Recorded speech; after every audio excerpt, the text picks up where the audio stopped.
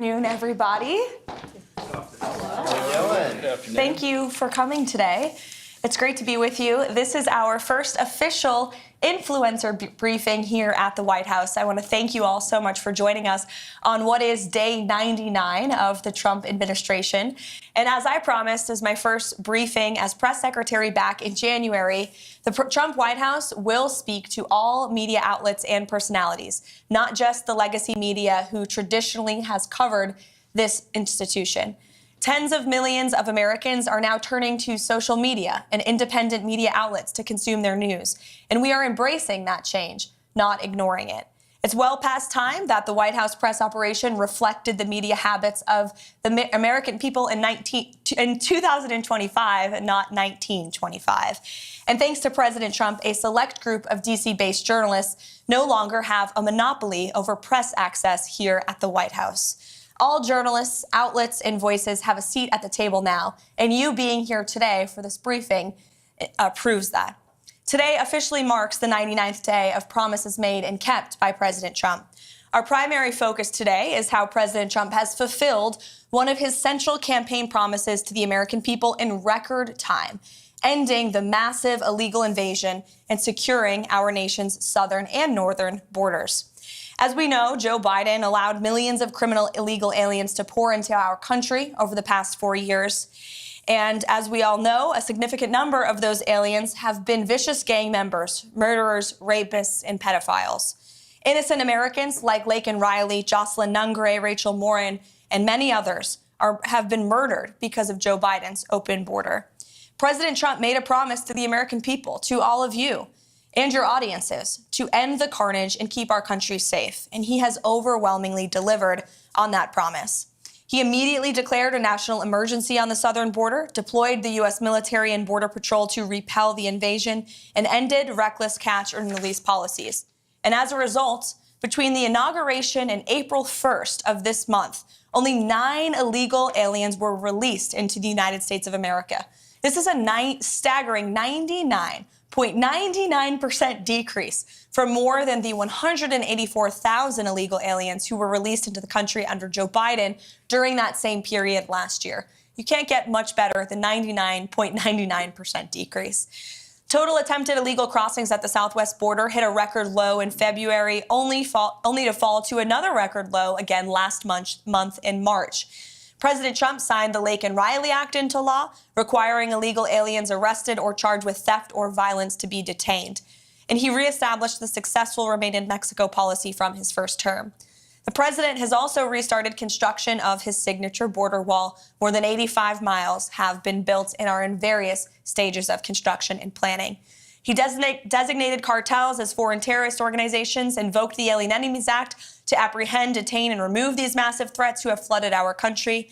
And the Trump administration, as you heard from our border czar Tom Homan earlier today, is working literally 24/7 around the clock to successfully arrest and deport illegal criminals and foreign terrorists from our communities, your communities.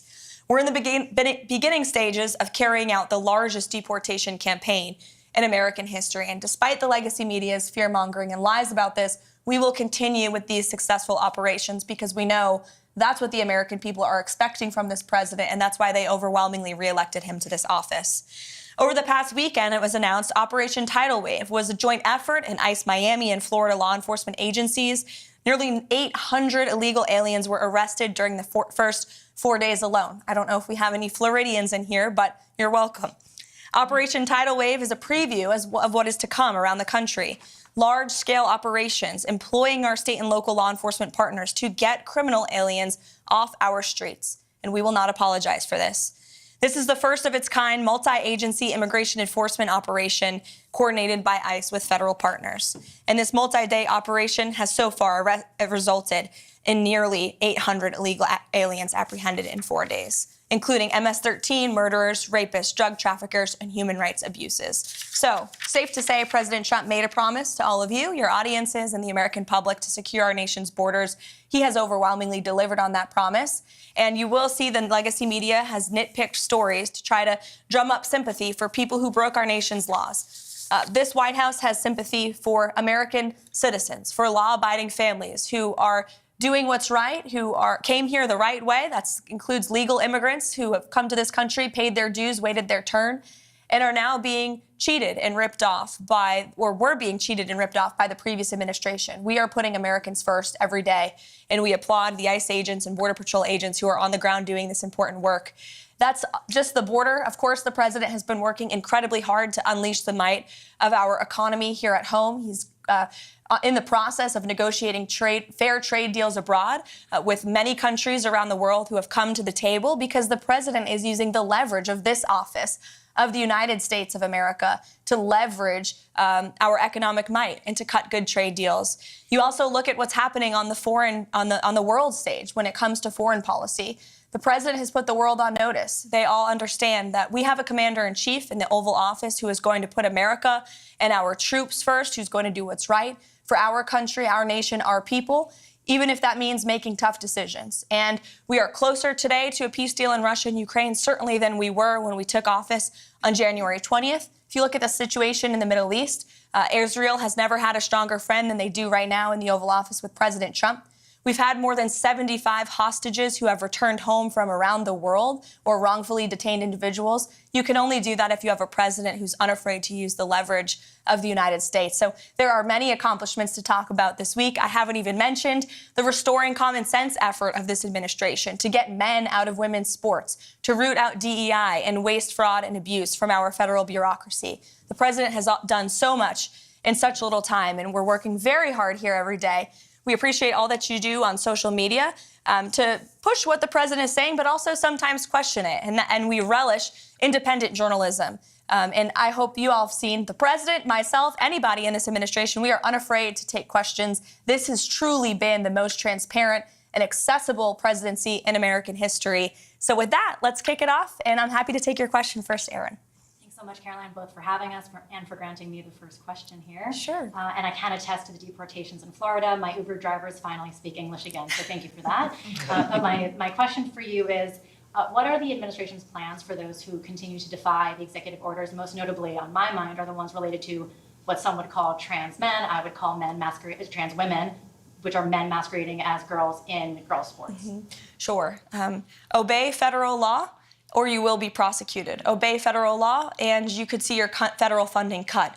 Whether you are a college or a university, we have seen the president, again, using the leverage of this administration and to negotiate deals with some of the biggest colleges and universities in this country. And if they don't want to come to the negotiating table to apologize for the federal laws they have broken, to apologize for allowing Jewish American students on our nation's campuses to be unlawfully bullied and harassed, then there's going to be consequences for that illegal behavior. Same thing with men in women's sports. The president signed a very strong executive order, making it the policy of the United States federal government that there are only two sexes, male and female, and we are not going to tolerate biological men competing in sports or impeding in private spaces for women like myself or you.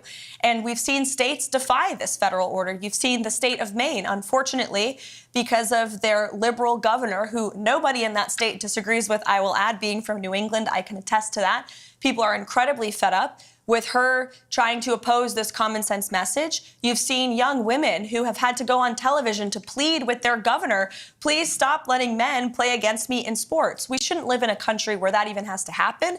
The president deeply understands that. That's why he signed that EO. And when Maine decided not to follow it, the Department of Justice sued them. So anyone who disobeys federal law will be either prosecuted, sued, or say goodbye to your federal funding. Sure. How about to the back in the red tie? Hi. One of my main questions is, when will the border wall be completed? Because it's been talked about for a very long time, and a lot of people want to know when can we expect that to be done? Sure. I don't have an official timeline for you, but certainly it's a priority of the administration. The president has talked about this for years, right? It was his signature campaign promise dating back to 2016. People laughed at him when he originally brought this idea up, but now the whole world recognizes a border wall is effective. It's a necessary means to secure your nation's territorial borders. Democrats like to have borders outside of their homes, or walls outside of their homes, for a reason, because they know it repels invaders. And that's why the president wants to do that at the southern border. There has been more than 85 miles built just since January 20th. It's obviously the goal of this administration to build as much border wall as we possibly can. And we need Congress's help to do that. We need more federal funding. The president's working closely with Speaker Johnson and Senate Majority Leader Thune to pass a solid reconciliation package that not only provides more funding for our ICE agents and Border Patrol agents on the ground, but to continue construction of that border wall as well. Sure, go ahead. Madam Levitt, congratulations on this endeavour to bring in new media, and can I start by thanking you for including the British? And I'm deeply proud to be the only British representative here. I hope future events you might include more. Thank you. I've got two questions, if I may be so bold, regarding my little old country across the pond.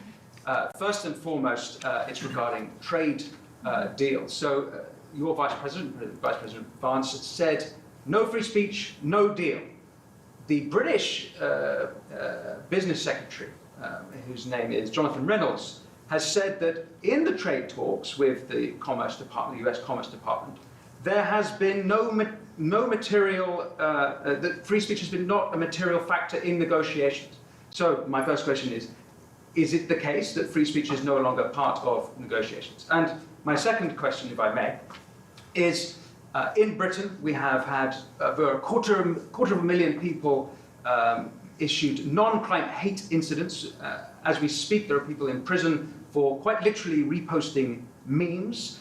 We have extensive prison sentences and for tweets, social media posts, and general free speech issues. Would the Trump administration consider political asylum for British citizens in such a situation? Well, to your latter question, it's a very good one. I have not heard that proposed to the president, nor have I spoken to him about that idea.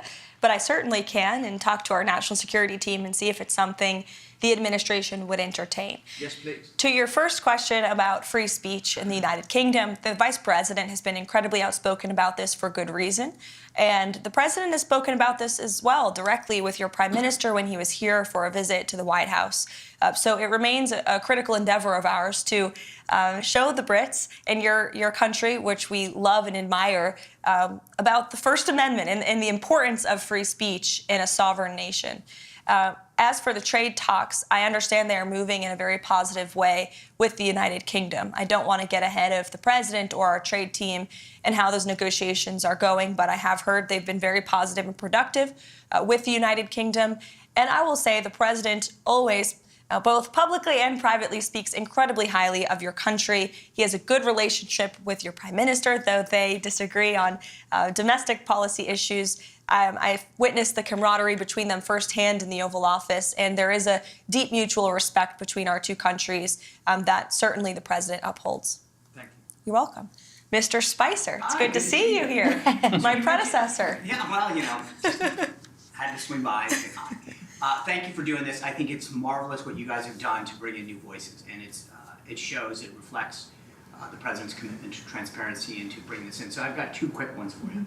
The first is you mentioned reconciliation. Beyond that and what he hopes to get out of that, considering how slim the House majority is, what other legislative priorities does he want to see codified in law before this Congress adjourns? It's a really good question, Sean. I think reconciliation is the first and foremost question on the president's mind right now. It's a huge deal. We have to get it done. He's working closely with Congress. In fact, he's meeting with Speaker Johnson, I think, in a few minutes today in the Oval Office to discuss this very bill and measure. Aside from reconciliation, which we hope and are very confident will include more funding for border wall construction and mass deportations, as I mentioned earlier, but it's also very important that we get tax cuts passed. That is the second step in the Trump economic agenda. The president has used every executive lever he can to slash burdensome regulation, and we continue to do that every day across every agency. Administrator Zeldin is doing a fantastic job at the EPA, I may add, but every cabinet secretary is getting rid of regulation very seriously. President is certainly working on unleashing American energy to drive down costs, but tax cuts are a critical component of really seeing the Trump economic formula be put together. So he wants to see tax cuts passed in this reconciliation package. That includes no tax on tips, no tax on Social Security, no tax on overtime, no tax on Social Security for our seniors, of course, too. As for other measures that would be codified into law, certainly we've seen the president put forth common sense executive orders and take really common sense executive action that we would love Congress to take further action on to ensure that the president's executive actions can remain long after his tenure. So you don't have another president come in here in 8 years and undo some of the executive work that the president has worked so hard on. So we want Congress to continue getting to work, but we got to get this reconciliation bill passed first. Thank you. The second thing I have is just a question I get a lot, and I figured I'd best address to you. You've done a phenomenal job opening up the briefing room, bringing in new voices. The president's commitment during the campaign to do long-form podcasts was, I think, extremely helpful to this new media environment that we live in. But a lot of conservatives will ask me, why does he sit down with people like Terry Moran of ABC or Jeffrey Goldberg of The Atlantic? What is the rationale behind that, rewarding people who have very vehemently expressed disdain for him personally? Because the president is unafraid. And he is inspired by competition, and he likes to talk to people face to face. And I think that's one of his best attributes and qualities. We live in an incredibly divisive country, unfortunately, that has been really the result and consequence, frankly, of the fake news and the hoaxes and lies they have driven at this president for the better part of the last decade now. But the fact that we still have a president who has been a victim of these hoaxes, these lies, these smears by so many legacy media outlets and reporters, yet he's still willing to sit down with them, look them in the eye, look them face to face, and take them to task and share the truth with them and his perspective, I think is what the American people deserve in a president. And it's certainly a stark contrast to what we had in the previous administration, a president who was hiding, who actually used this beautiful South Court auditorium, which we're happy to be in today, but he used this like it was a fake Oval Office, weirdly, oddly.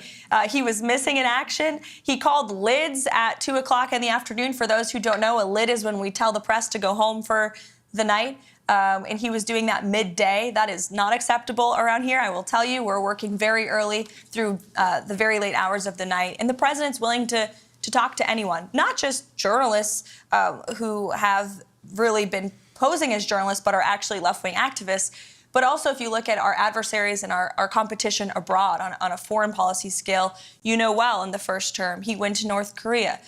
He talked to Putin directly. He talked to President Xi directly. The president believes in direct diplomacy, whether it is our adversaries and competitors around the world or left-wing activists like Jeffrey Goldberg.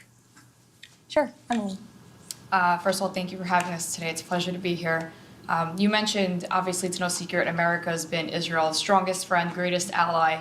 Unfortunately, as you know, Idan Alexander is still being held in Gaza. He's both an American and an Israeli citizen.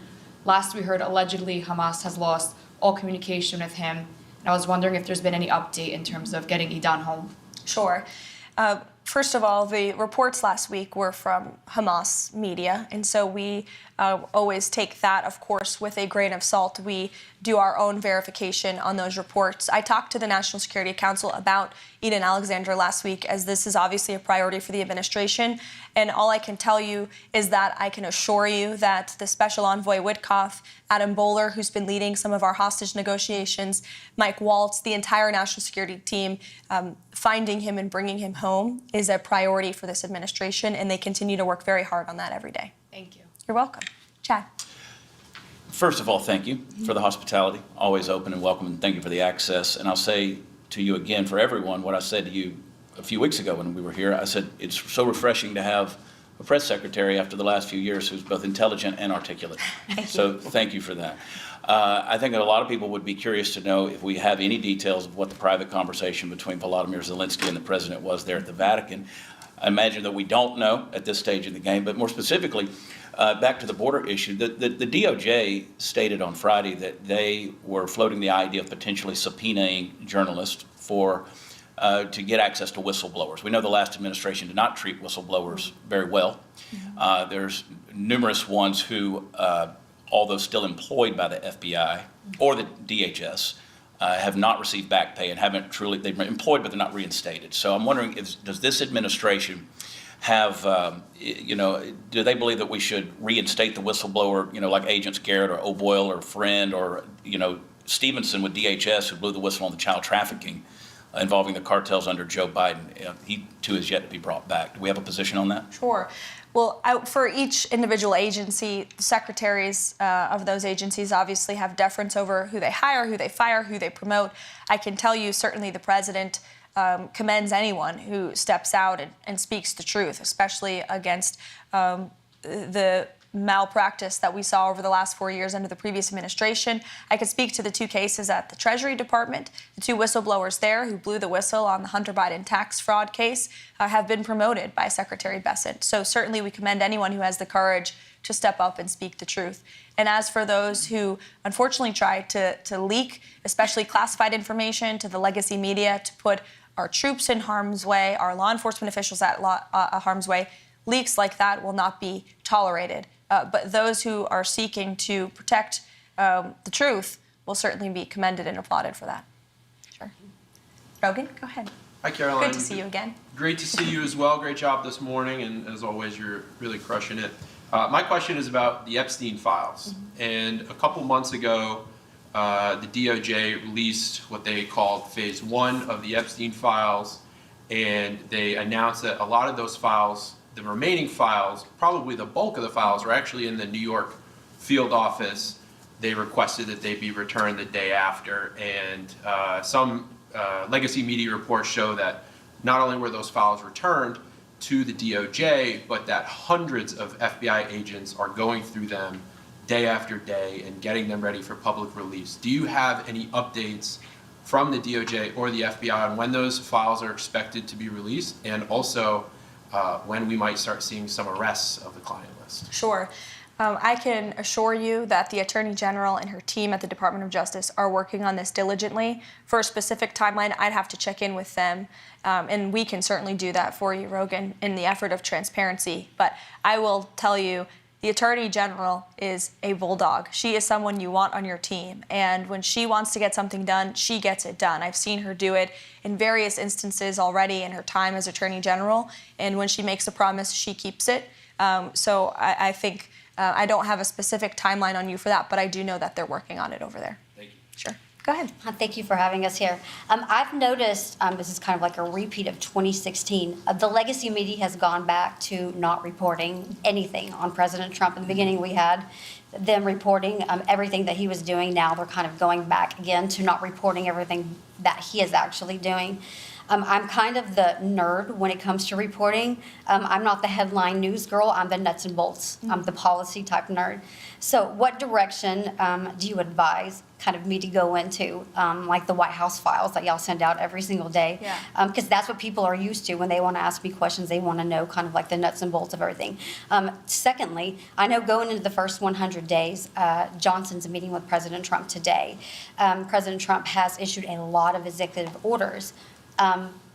What about codifying? Is that going to be a conversation President Trump is going to have with him about possibly a timeline of just taking them from EOs into codifying them, into making them permanent, so we don't have another president that comes in, possibly a Democrat, that completely overturns everything that President Trump has done? Yes, as I spoke to Sean's question earlier, absolutely. We want Congress to get to work. First thing is the reconciliation package, like I said, border and tax cuts. That's on the president's mind. But of course, he wants to see Congress move to codify all of the incredible things and work that he's done via executive order.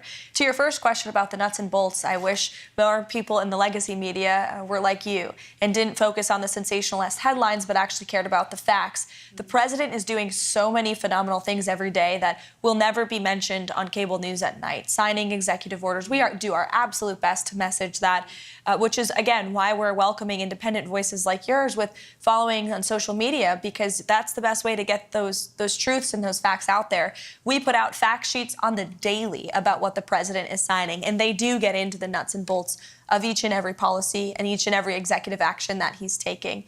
He's signing 3 phenomenal executive orders today. I will share a preview with those with you on those. One of them is an executive order focused on sanctuary cities. It will direct the Attorney General, Pam Bondi, to provide a list of sanctuary cities back to the administration.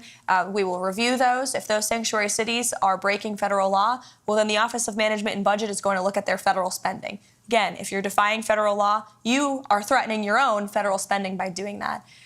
There is another executive order the president will sign tonight. We can provide the fact sheet for you on ensuring law and order and ensuring that federal law enforcement and local law enforcement can work together and communicate more easily.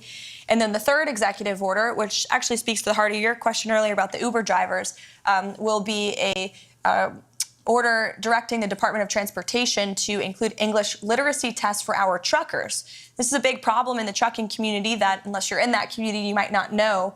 But there's a lot of communication problems between truckers on the road with federal officials and local officials as well, which obviously is a public safety risk. So we're going to ensure that our truckers, who are the backbone of our economy, are all able to speak English. That's a very common sense policy in the United States of America. So the president will be signing that later this afternoon. Thank you.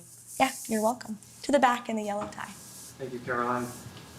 President Trump has recently made statements about eliminating the federal income tax and creating the External Revenue Service. When could we see that start to play out? Well, I will tell you, this is something the Secretary of Commerce and the Secretary of Treasury are both equally as excited about, as is the president. And, you know, there's many reasons for the tariffs the president has implemented and the trade deals that he is currently negotiating. Number one, we need to shore up our critical supply chains here at home. Number two, we need to increase our revenue here in the United States. We are running trillions of dollars of deficits. Our country will cripple if we continue down this path. And so how great it would be for the external revenue to completely replace the Internal Revenue Service. So I know the administration is focused on the External Revenue Service, getting that up and running. And as you know, Customs and Border Protection is charged with bringing in the money from tariffs every day, and they are bringing in billions and billions of dollars per day with the current tariff rates and where they are at. So we will continue with that effort. I think I went around the room. Oh, no, one more in the back. All good. So we know President Trump has been a champion for the 2A ever since he got into office, both times. My question is, do we see anything, is there any ongoing efforts for national reciprocity so we can carry in all 50 beautiful states? This is something the president talked about on the campaign trail for sure. We need Congress to do it. But the president will always support our law-abiding gun owners, and as you mentioned, is a ardent supporter of the Second Amendment. It's more important now than ever as we see violent crime rates in our inner cities. I've said this repeatedly over the past 4 years. The Second Amendment was never more important than when we had an illegal immigrant crime epidemic spiking in this country. Law-abiding Americans have a constitutional right to defend themselves, and the president absolutely supports that. But to national reciprocity, we do need Congress's help on that one. So thank you, guys. It's so good to see you. I could go around the room all day, but unfortunately, there's work to be done. Thank you for coming to our very first influencer briefing to kick off the first 100 days of the Trump White House. It's great to see you all here, and thanks for what you do. Thank you. Thank you. I'm going to walk off now.